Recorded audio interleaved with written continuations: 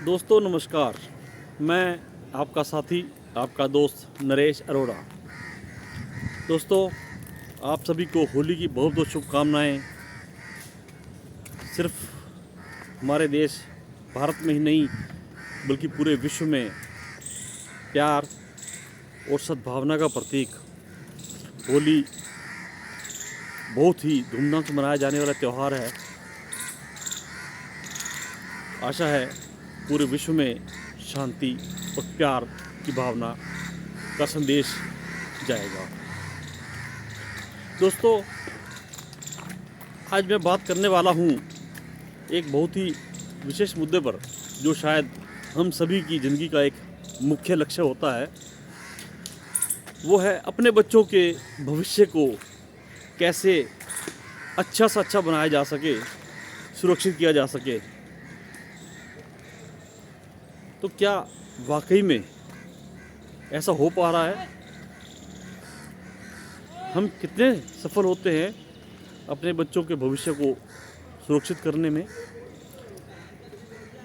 क्योंकि ये हमारी ज़िंदगी का एक प्रमुख, या यूँ कह लें कि प्रथम लक्ष्य ही होता है कि हमारे बच्चों को अच्छी शिक्षा, अच्छी जीवन की शैली मिले, ताकि उन्हें आने वाले वक्त में किसी तरह की परेशानी ना हो और एक अच्छा जीवन वो व्यतीत कर सके। लेकिन सवाल है, कितना सुरक्षित हम अपना भविष्य बच्चों को आगे दे पाते हैं।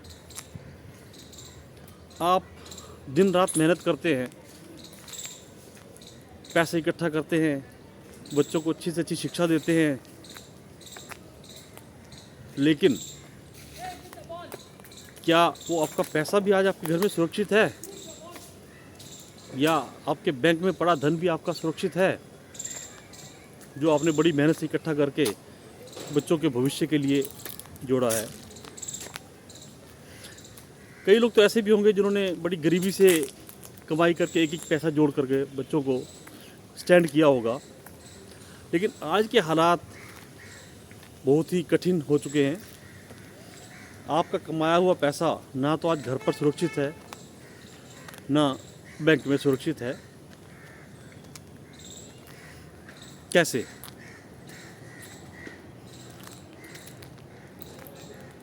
जब आज की सरकार ऐसे कानून बना देती है कि घर पर आप कैश रख नहीं सकते, बैंकों में जब चाहे वो आपसे पैसे अकाउंट सीज कर सकती है, बंद कर सकती है, लूट सकती है आपके पैसे,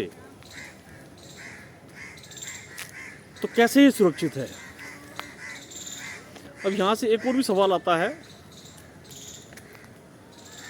या कहे दो तीन सवाल है मेरे। यदि आपके घर में पैसा पड़ा है और कोई उसे लूटने आए, तो आप क्या करेंगे? कोई आपके परिवार पर हमला करे तो आप क्या करेंगे?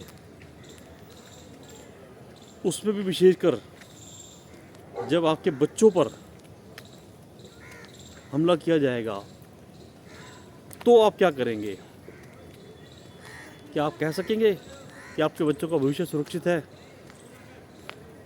बहुत से वीडियो आपने देखे होंगे जिसमें जानवरों के बच्चों पर भी जब हमला होता है तो उसकी माँ या उनका पूरा परिवार दुश्मन पर टूट के पड़ता है और अपने से बड़े दुश्मनों को भी खदेड़ कर भगा देता है। आज बहुत हद तक ऐसी परिस्थिति हमारे देश में बन चुकी है कि हमारी सरकार ही हमारी सबसे बड़ी दुश्मन बन चुकी है, जिसे हम अपने परिवार को अपनी सुरक्षा के लिए चुनकर भेजते हैं। आज वही उस लूटपाट में संलिप्त है। पिछले कुछ दिनों से हुई घटनाओं के लिए अगर लगातार आपने ध्यान दिया हो, तो मुझे नहीं लगता कि आपकी आंखें इसमें बंद रहेंगी। इस सरकार ने ऐसे ऐसे कानून पास कर दिए, या बिना पास किए भी ऐसे ऐसे तरीके अपना रहे हैं कि आपके पैसे को फिरौती के रूप में वसूला जा रहा है। चंदे को धंधा बना दिया गया है। इस सरकार को, जिसका मकसद होता है समाज को सुरक्षित करना, समाज के विकास के लिए काम करना, देश को सुरक्षित करना। लेकिन जब वो सरकार ही आपकी लूटपाट पे उतर आए, चंदा वसूली पे उतर आए, सीधे सीधे फिरौती पे उतर आए, तो क्या होगा? अब आप पूछेंगे कि इसका आपके बच्चों से कैसे संबंध हो गया? तो इसमें दो तरीके से है। पहला, ये सरकार पूरी कोशिश करती है कि आपके बच्चों को अच्छी शिक्षा ना दी जाए, ना ले पाए आपके बच्चे अच्छी शिक्षा, उसको इतना महंगा कर दिया जाए कि आप दिन रात पिस जाए चक्की में उस शिक्षा को पाने के लिए। और फिर वो अच्छी शिक्षा प्राप्त करने के बाद अधिकांश बच्चे विदेश में चले जाते हैं। तो ये भी एक बड़ी दिक्कत है, क्योंकि उनको देश में एक अच्छी नौकरी, एक अच्छा भविष्य दिखाई नहीं देता। तो जब उनको अच्छा भविष्य ही दिखाई नहीं देता देश में, तो आप कैसे अपने बच्चों को भविष्य को सुरक्षित मान रहे हैं? आपने उच्च शिक्षा भी दे दी, किस तरीके से सब कुछ कर दिया, उसके बावजूद आपके बच्चे यहाँ रहने को तैयार नहीं हैं, तो आखिर कुछ तो कमी है। अब इसको दो तीन तरीके से मैं आपको समझाना चाहता हूँ। पहली चीज़ जो है, आपका पैसा आपके घर में सुरक्षित नहीं है। कब सरकार की नज़र पड़ेगी, चाहे वो कितनी भी ईमानदारी का पैसा है, कैश है या बैंक में पैसा पड़ा है, वो भी किसी भी तरीके से सुरक्षित नहीं है। उसके बावजूद लड़ झगड़ के, किसी भी तरीके से इतनी मेहनत करके, दिन रात की जद्दोजहद के बाद आपने बच्चे को पढ़ा भी लिया, तो आपके बच्चे देश से बाहर चले गए।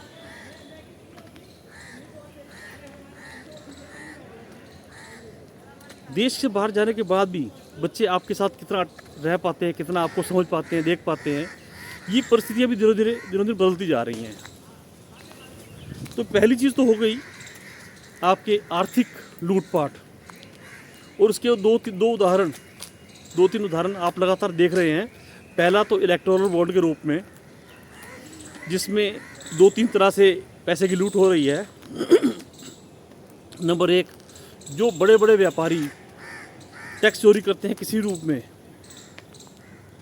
तो उनका एक छोटा सा हिस्सा 2%, 5%, 10% सरकार इलेक्टोरल बॉन्ड के रूप में सीधे भ्रष्टाचार करते हुए अपनी जेबें भरने में लगी हुई है। तो वो टैक्स का पैसा किसका है? वो भी आपका पैसा है, वो जनता का पैसा है। जनता के हित के लिए पैसा इकट्ठा किया जाता है सरकार द्वारा, ताकि जनता को अच्छे स्वास्थ्य और अच्छी शिक्षा प्रदान की जा सके। दूसरा धंधा है इसमें फिरौती का, जिसमें बहुत ही साफ चीज़ दिखाई दे रही है कि कहीं भी ED, CBI, income tax raid मारती है,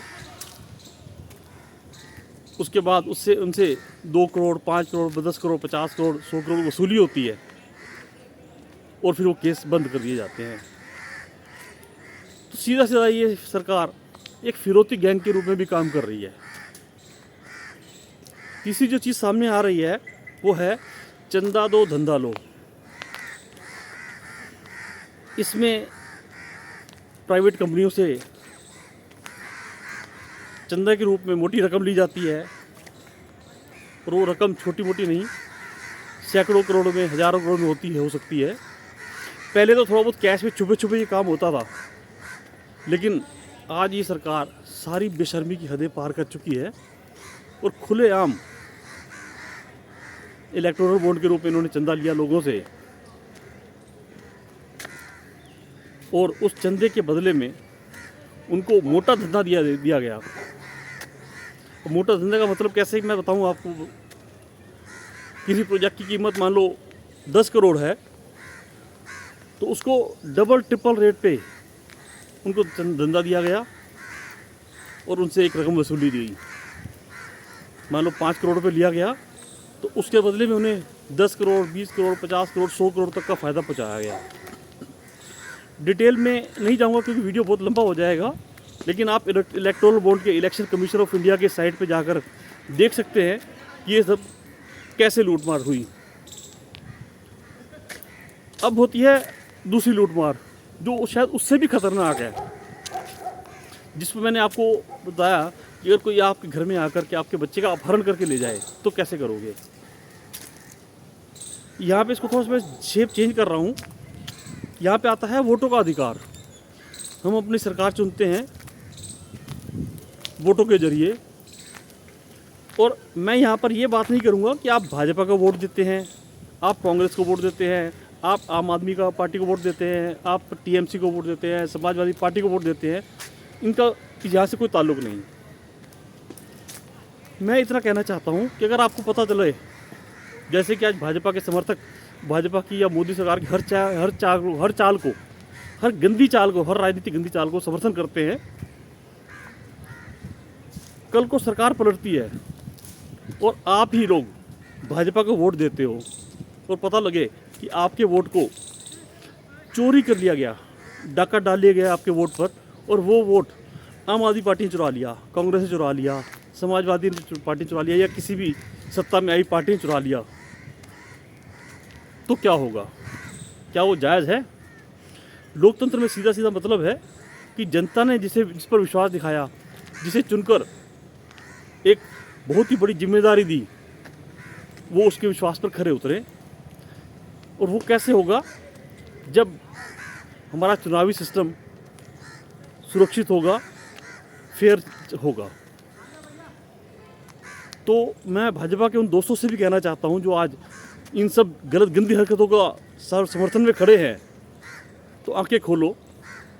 अभी तक कहते थे कि ये सिर्फ इल्ज़ाम है, भाजपा ऐसा कुछ नहीं करती। तो अभी कुछ ही समय पहले बीते चंडीगढ़ के एक छोटे से मेयर के चुनाव में जो हरकतें बीजेपी ने की गई, वो सीधा सीधा हमारे वोटों की डकैती है। अगर आपके घर में पैसा पड़ा है 2 लाख, 4 लाख, 10 लाख, और डकैत लूट करके ले जाते हैं, तो शायद उतना नुकसान नहीं होगा जब जो हमारे वोटों की डकैती से ये लोग हमारे को पहुंचा रहे हैं।